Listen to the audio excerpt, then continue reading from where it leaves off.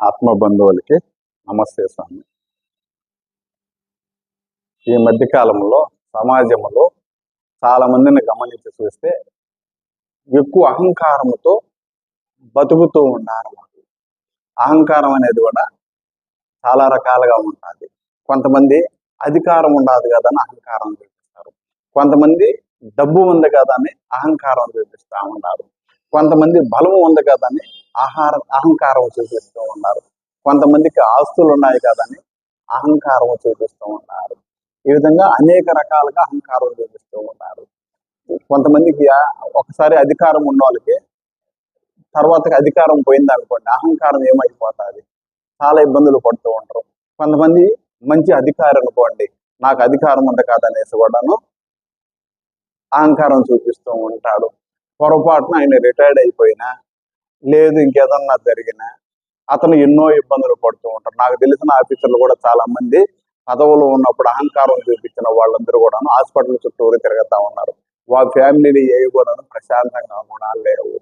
కొంతమంది బలం ఉండదు కదనేసి అహంకారం చూపిస్తారు. డబ్బు ఉన్న వాళ్ళు అహంకారం చూపిస్తారు. అవి ఏవి శాశ్వతం కాదనేది గుర్తు పెట్టుకోవాలి. మనం భూమి మీదకి ఏ విధంగా వచ్చామో, దేంతో వచ్చామో తిరిగి దాంతోనే పోవాల్సి వస్తుంది. మధ్యలో ఏం సంపాదించుకున్నాం? పుణ్యం సంపాదించుకున్నామా, పాపము సంపాదించుకున్నామా? రకరకాల జనాలు ఉంటారు. ఓడికి నచ్చింది చేస్తేనే మంచోడు అంటారు, ఓడికి నచ్చింది చేస్తే మంచోడు కాదంటారు. ఓడి కోసరం కాదు మనం బతకాల్సింది, మన కోసరము మనం బతకాలి. మనం నిద్రలేసిన తర్వాత న్యాయం చేస్తున్నామా, అన్యాయం చేస్తున్నామా, అబద్ధాలు చెప్తున్నామా, నిజము మాట్లాడుతున్నామా, కష్టపడుతున్నామా, మోసము చేస్తున్నామా, ఈ విధంగా చేరాలి. కొంతమందిని చూస్తూ ఉంటాం, అధికారి కానివ్వండి, ప్రభుత్వ అధికారులు కానివ్వండి, గవర్నమెంట్ అధికారులు కానివ్వండి, ధనము ఉన్న వాళ్ళు కానివ్వండి, బలము ఉన్న వాళ్ళు కానివ్వండి, ఇక్కడ ఎవరికి సమాధానం చెప్పకపోవచ్చు మీరు, కానీ శరీరం వదిలిన తర్వాత అంటే చచ్చిపోయిన తర్వాత ఇక్కడ ఎవరు ప్రశ్నించకపోయినా మిమ్మల్ని అక్కడ ఖచ్చితంగా ప్రశ్నించే వ్యక్తులు ఉంటారు. అక్కడ ఖచ్చితంగా సమాధానం చెప్పాల్సిందే.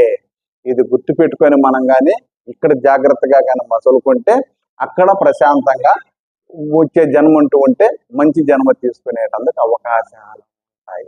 దానికని దయచేసి అహంకారం అనేది ఉండాలా. ఎట్లా ఉండాలంటే నువ్వు బతికేటందుకు, నిన్ను నమ్ముకున్న వాళ్ళు బతికిచ్చేటందుకు ఉండాలా. పాలలో చేమిరంత ఉండాలి తప్ప పాలంత ఉండకూడదు అహంకారం అనేది. దయచేసి అందరము కూడాను మంచిగా బతికేటందుకు ప్రయత్నం చేద్దామండి.